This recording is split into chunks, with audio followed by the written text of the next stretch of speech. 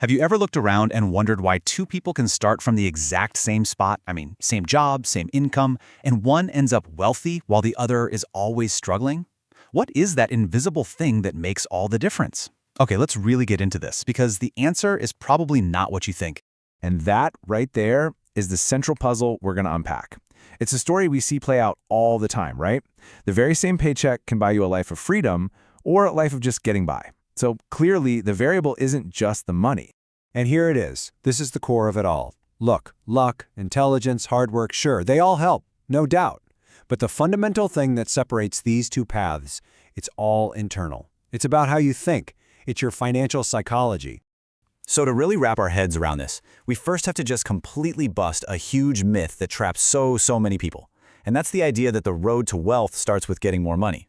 We tend to look at wealth and see the end product. The big bank account, the nice assets. But that's just the scoreboard at the end of the game. It's a lagging indicator. It's the effect, not the cause. And focusing only on the money is like trying to win the game by staring at the scoreboard instead of actually playing. The real work, the foundation, it all happens right up here, in your mind. This is exactly why you hear those crazy stories about lottery winners who get this massive windfall, and then, a few years later, they're completely broke. They got the result, the money, but they never had the psychological framework to handle it. The foundation was missing, so the whole thing just came crashing down. So, how does this difference in thinking actually look in the real world? Well, it really boils down to two fundamental and totally opposite mindsets, what we can call survival psychology versus control psychology. Think of it like this.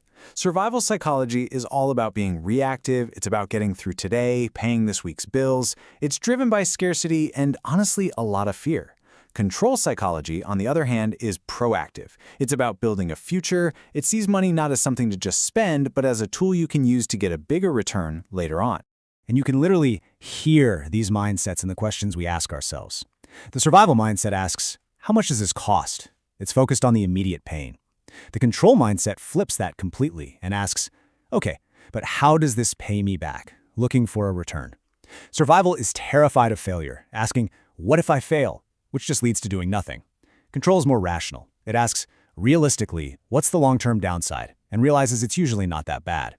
And finally, survival is always waiting. I'll start when I'm ready. Control knows that's a trap. It says, nope, I'll learn by doing. So here's the kicker, right? The world outside, the opportunities, the information, it's pretty much the same for all of us. The difference is the mental filter we see it all through. And that filter, well, that determines everything we believe is possible. Okay, so this is where the rubber really meets the road. How does this internal mindset stuff actually create real, tangible results? Because it's definitely not about one single heroic moment. Yeah, you can forget that whole idea of the one lucky stock pick or the brilliant idea that changes everything overnight. That's a movie plot, not a financial strategy. Real, lasting wealth is built slowly. It's the result of thousands of tiny, smart choices that, honestly, nobody else ever even sees. I mean, we're talking about the choices you make every single day. It's not just about what you buy. It's about the impulse purchases you ignore. It's about the gratification you delay. And it's about where you decide to put your resources, your time, your energy, your money, for a bigger payoff down the road. And this right here is the fundamental trade-off. It all comes down to this. The survival psychology is wired for right now. It wants comfort now. It wants to ease the pressure now. But the control psychology, it gets the incredible power of delaying gratification. It's willing to be a little uncomfortable today for a much bigger prize tomorrow. Actual freedom. Think about it. Motivation is an emotion. It comes and goes. It's what gets you excited to start something. But discipline is a system. It's the choice you make to keep going, especially when you don't feel like it. The entire wealth psychology is built on discipline, not fleeting motivation. So if discipline is the engine, then what's the steering wheel? Well, this brings us to the deepest and frankly, most powerful level of all of this, the shift in your actual identity. The standard question most of us ask when we want something is, can I afford this? It's a question about limits, about our current situation.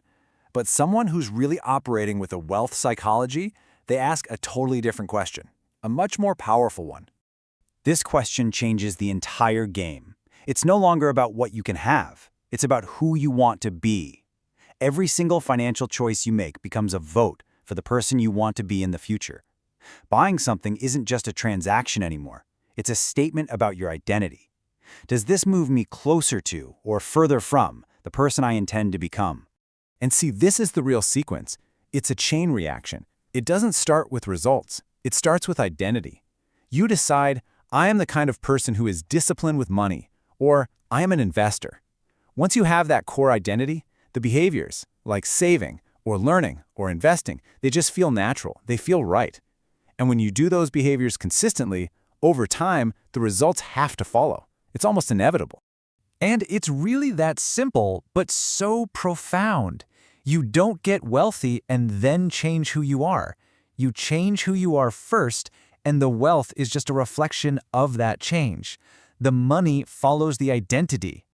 All right, let's tie all of this together with one final big idea that I really want you to take away from all this. Think of money as an amplifier, or like a megaphone. It doesn't create the message, it just makes the message you're already broadcasting much, much louder. If you have a survival mindset, more money is just going to amplify bad decisions. But if you have a control mindset, more money just amplifies smart decisions and speeds up your journey.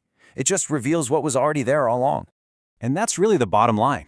The greatest investment you can ever make isn't in a stock, it's not in real estate, it's in the 6 inches between your ears.